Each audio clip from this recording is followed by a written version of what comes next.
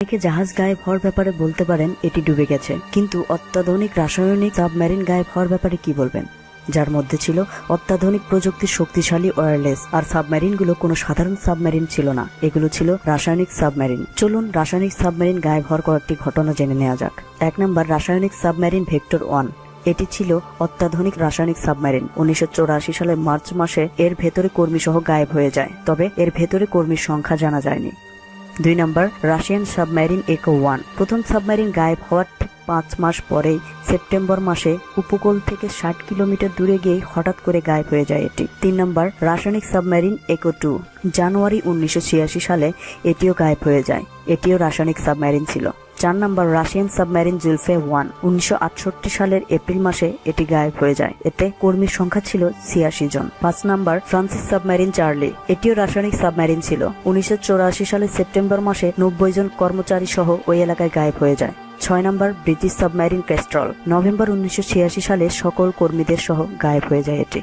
জাহাজ সাবমেরিনের পাশাপাশি এখানে গায়েব হয়েছে অনেক বিমান। 1957 সালের মার্চ মাসে 10 দিনের ভেতরে 3 মার্কিন জঙ্গি বিমান পাইলট সহ গায়েব হয়েছে। পরবর্তীতে এদের নাম নিশানা পর্যন্ত পাওয়া যায়নি এবং পাইলটদের কাছ থেকে কোনো আবহাওয়া গোলযোগের বার্তাও পাওয়া যায়নি। বিমানগুলো ছিল JD-1, KB-50, C-97। এছাড়াও জাপানি জঙ্গি বিমান PJ-2 16 জুলাই 1971 সালে গায়েব হয়, কোনো বার্তা প্রেরণে সক্ষম হয়নি। পরবর্তীতে 27 এপ্রিল 1971 সালে জাপানেরই আরেকটি বিমান P-2V-7 গায়েব হয়। এর 2 মাস পর আবার জাপানি ট্রেনিং বিমান IM-1 গায়েব হয়। JA-341 যাত্রীবাহী বিমান ওই এলাকার উপর দিয়ে যাচ্ছিল, যাতে একটি সাংবাদিকদের টিমও ছিল। এটি পূর্বে গায়েবকৃত মার্কিন ক্যালিফোর্নিয়ামারো নামক একটি জাহাজের তদন্তের জন্য ওখানে যাচ্ছিল, কিন্তু তারা গায়েবকৃত জাহাজের তদন্ত তো করতেই পারেনি, বরং নিজেরাই তদন্তের এক ইস্যু হয়ে যায়। পরবর্তীতে তাদের বাতাস পর্যন্তও পাওয়া যায়নি এবং কোনো যাত্রী বা সাংবাদিকদেরও পাওয়া যায়নি। 1200 শতাব্দীর দিকে কুবলাই খান বেশ কয়েকবার চেষ্টা করেছেন জাপানকে দখল নিতে। এগোতে চেয়েছেন শয়তানের সাগরের মাঝ দিয়ে। প্রতিবারই ব্যাপক সংখ্যক মানুষ আর জাহাজ হারাতে হয়েছে তাকে।